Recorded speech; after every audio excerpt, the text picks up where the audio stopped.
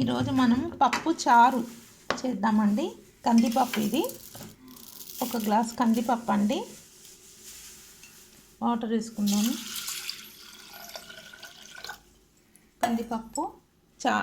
కందిపప్పుతోటి చారు అండి, పప్పు చారు. 4 చింతపండు, 4 టమాటోస్, నిమ్మకాయ అంత చింతపండు అండి, నానబెట్టుకుందాము.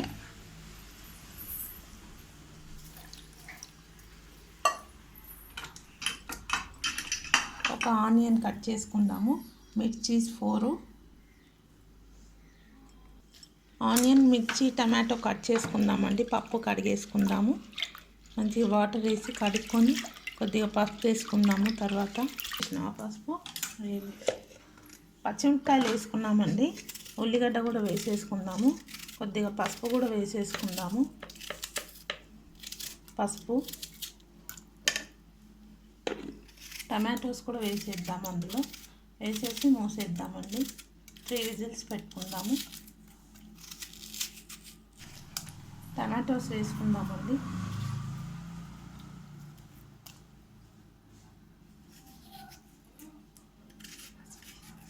పసుపు వేసుకున్నాం కదా, టమాటోస్ కూడా వేసేసుకొని 3 విజిల్స్ పెట్టుకుందాము. మూత పెట్టుకుందాము. ఇప్పుడు స్టవ్ ఆన్ చేసుకుందామండి.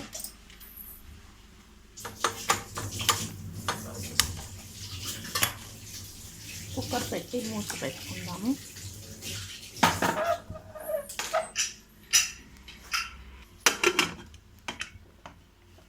త్రీ విజిల్స్ పెట్టుకుందామండి. బాగా ఉడికిపోయింది. రుబ్బుకోవాలి.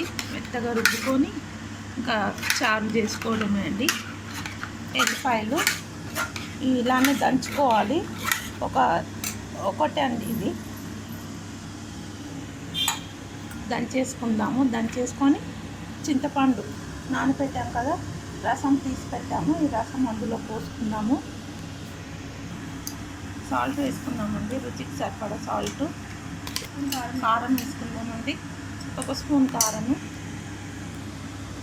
చింతపండు రసం వేసుకుందామండి. అందులో ఉప్పు, కారం వేసుకున్నాం కదా, చింతపండు రసం కూడా వేసుకొని తాలింపు చేసుకుందాము. తర్వాత మనం మిరియాలు, జీలకర్ర, ఎల్లిపాయ అన్నీ దంచి వేసుకుందామండి.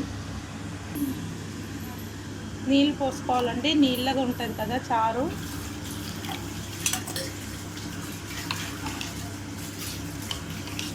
మనం తాలింపు చేసుకుందాము. కరివేపాకు, కొత్తిమీర అన్నీ తీసుకుందాము. పప్పు పొయ్యి మీద పెట్టుకున్నామండి, స్టవ్ మీద. కరివేపాకు వేసుకున్నాము. స్టవ్ ఆన్ చేసుకుందాము.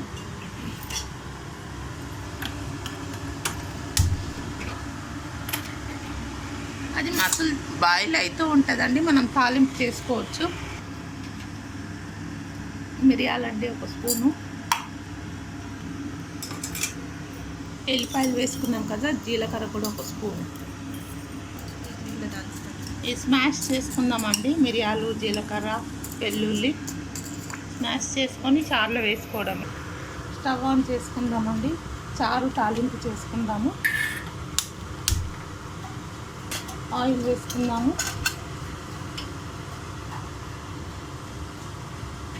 2 స్పూన్స్ ఆయిల్ అండి.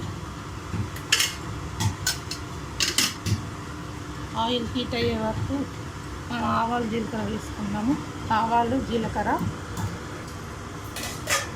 ఆయిల్ హీట్ అయిపోయిందండి, ఆవాలు, జీలకర్ర వేసుకుందాము. 1 స్పూన్ ఆవాలు,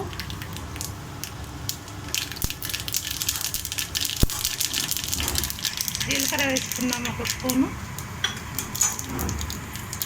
ఎండిమిర్చి 1 అండి. ఎండిమిర్చి వేసుకున్నాము 2. మిరియాలు, జీలకర్ర వేసుకుందామండి. వెల్లుల్లి, మిరియాలు, జీలకర్ర.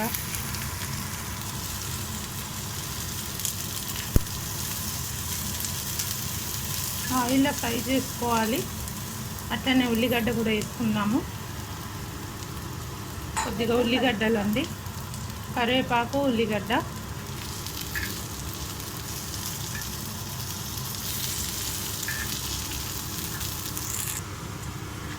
ఫ్రై అయిపోయిందండి. ఇప్పుడు మనం చారులో వేసేసుకుందాం. ఇదంతా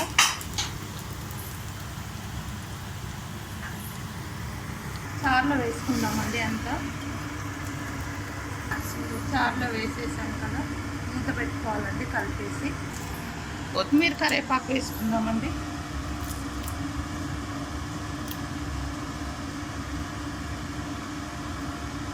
ఒకసారి కలిపేసి మూత పెట్టుకుందాము.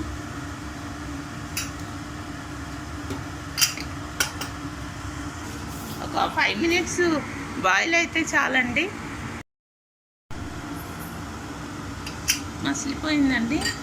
ఎమ్మి రసము, చారు, పప్పు చారు రెడీ అయిపోయిందండి.